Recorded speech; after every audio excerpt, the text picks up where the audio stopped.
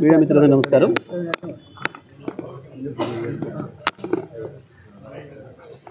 తెలంగాణలో గత 15 నెలల కాలంగా పరిస్థితులు రోజు రోజుకు దిగజారుతున్నాయి. రాష్ట్ర ప్రభుత్వ పరిపాలన దిక్కులెన్నైంది. రాష్ట్రం ఒక అరాచకమైన పరిస్థితి వచ్చింది. ప్రజలకు ఇచ్చిన హామీల సంగతి పక్కన పెడితే గతంలో కేసీఆర్ ప్రభుత్వం ఇచ్చిన వసతులు సౌకర్యాలనే కొనసాగించే స్థితిలో లేదు ఈ ప్రభుత్వం. ప్రభుత్వానికి ఒక ప్రణాళిక లేదు. ఉన్నది ఒక్క ప్రణాళిక, కేవలం డబ్బులు దోసుకోవడం. లంచాల రూపంలో ఒకవైపు అయితే కమిషన్లు అనేది ఇవాళ సర్వసాధారణం అయిపోయింది. ఏ సాధారణమైన వ్యక్తిని పలకరించినా ప్రభుత్వంలో పనిచేసిన దానికి పోవాలంటే రూట్లు దేవులాడుకోవాల్సిన పరిస్థితులు ఉన్నారు. 10 నుంచి 20% చేరింది కమిషన్ ఇప్పుడు అనేది ప్రజలందరూ మాట్లాడుకుంటున్నమాట. కాంగ్రెస్ నాయకులు ఎంత బుకాయించాలనుకున్నా, ఎంత తప్పించుకోవాలనుకున్నా తప్పించుకోలేని స్థితికి చేరుకుంది ఇవాళ రాష్ట్ర ప్రభుత్వం యొక్క అవినీతి మరక. స్వయంగా సెక్రటేరియట్లోనే ఆర్థిక మంత్రి ఛాంబర్ ముందే కాంట్రాక్టర్లు పాపం నిరసన తెలపాల్సిన పరిస్థితి. మరొక వైపు మేము ఆత్మహత్యలు చేసుకుంటామని కూడా ప్రభుత్వానికి అల్టిమేటం ఇవ్వాల్సిన దుస్థితి ఈ రాష్ట్రంలో వచ్చింది. ఇది ప్రజలు ఏమాత్రం ఊహించింది కాదు.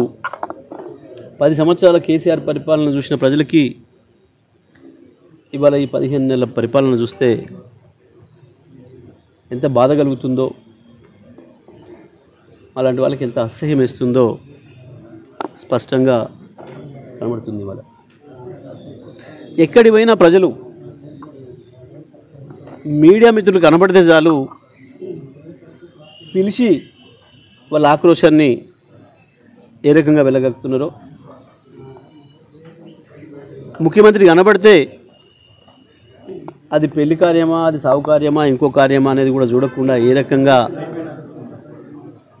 వాళ్ళ నిరసనను లేదా వాళ్ళ ఆకాంక్షని తెలియజేస్తున్నారో మనం చూస్తూ ఉన్నాం. నిన్న మొన్న జరుగుతున్న సంఘటనలు చాలా దురదృష్టకరం. ఇది ఇప్పటికైనా రాష్ట్ర ప్రభుత్వం సరి చేసుకోవాలి. ఈ కమిషన్లు మనం కర్ణాటకలో చూసినాం. ఇంత బహిరంగంగా కమిషన్లు తీసుకొని ఇబ్బందులు పెడుతున్నారు కాంట్రాక్టర్లు అన్న దాని మీదనే అక్కడ ప్రజలు ఆడ ప్రభుత్వాన్ని మార్చిండ్రు. దురదృష్టవశాత్తు ఇవాళ తెలంగాణలో అదే మళ్ళీ రిపీట్ అవుతుంది. ఈ కమిషన్ల దందాను వెంటనే ఆపాలని చెప్పి బీఆర్ఎస్ పార్టీగా మేము డిమాండ్ చేస్తున్నాం. కాంట్రాక్టర్లు ఎవరైతే ఉన్నారో పాపం చిన్న కాంట్రాక్టర్లు అందరూ వెంటనే ప్రతి ఒక్కరి బిల్లు చెల్లించాల్సిన బాధ్యత రాష్ట్ర ప్రభుత్వం పైన ఉంది. వాళ్ళని కాపాడాల్సిన బాధ్యత ఉంది. ఈ ప్రభుత్వం ఇప్పటి వరకు ఎన్ని బిల్లులు చెల్లించింది కాంట్రాక్టర్లై, ఎవరెవరికి చెల్లించింది బయట పెట్టాల్సిన అవసరం ఉంది. మేము డిమాండ్ చేస్తూ ఉన్నాం బీఆర్ఎస్ పార్టీగా. కేవలం పెద్ద కాంట్రాక్టర్లకు కొద్ది మందికి వాళ్ళకి ఎక్కువ కమిషన్ వచ్చే చోట మాత్రమే మంత్రులు, ఆ స్థాయి పై స్థాయిలు, ముఖ్యమంత్రి స్థాయి కార్యాలయం నుంచి మాత్రమే వచ్చిన ఫోన్లకు వాళ్ళకు ఇస్తున్నట్టుగా చిన్న కాంట్రాక్టర్లు అందరూ కూడా ఆరోపిస్తున్నారు. దీనిపైన వెంటనే శ్వేతపత్రం రిలీజ్ చేయాలి ప్రభుత్వం. ఇప్పటి వరకు ఈ రాష్ట్ర ప్రభుత్వం 15 నెలల కాలంలో కాంట్రాక్టర్లకు బిల్లుల రూపంలో చెల్లించింది ఎంత, దాంట్లో ఎవరెవరికి ఎంత చెల్లించారో కూడా చెప్పాల్సిన బాధ్యత రాష్ట్ర ప్రభుత్వం పైన ఉంది. లేదు అంటే తప్పకుండా నిన్న కాంట్రాక్టర్లు ఏదైతే ఆరోపణ చేసిండ్రో, ప్రజలలో ఏదైతే చర్చ జరుగుతుందో అది నిజమనేది ఈ రాష్ట్ర ప్రభుత్వం, కాంగ్రెస్ పార్టీ ఒప్పుకున్నట్టు అవుతుంది. అందుకే నేను ఆర్థిక మంత్రిని డిమాండ్ చేస్తున్నా, వెంటనే ఈ ఆరోపణలపైన శ్వేతపత్రం విడుదల చేయాలి. రాష్ట్ర ప్రభుత్వం నుంచి ఇప్పటివరకు కాంట్రాక్ట్ ఇచ్చిన డబ్బుల విషయంలో అసలు ఏం క్రైటీరియా తీసుకొని ఈ నిధులు రిలీజ్ చేస్తున్నారు? కేవలం ఎమ్మెల్యేల ఉత్తరాల మీదనా, లేదా మంత్రుల రికమెండేషన్ల మీదనా, ముఖ్యమంత్రి ఆఫీస్ నుంచి వచ్చిన రికమెండేషన్ మీదనా, ఏ పద్ధతి అవలంబిస్తున్నారు అనేది కూడా చెప్పాల్సిన బాధ్యత రాష్ట్ర ప్రభుత్వం పైన ఉందని చెప్పి నేను డిమాండ్ చేస్తా ఉన్నా. తొందరలోనే శాసనసభ సమావేశాలు కూడా ప్రారంభం కాబోతున్నాయి. దాంట్లో కూడా ఈ అంశాన్ని మేము లేవనెత్తుతాం బీఆర్ఎస్ పార్టీగా. ఇంకా అనేక సమస్యలు ఉన్నాయి. వాస్తవానికి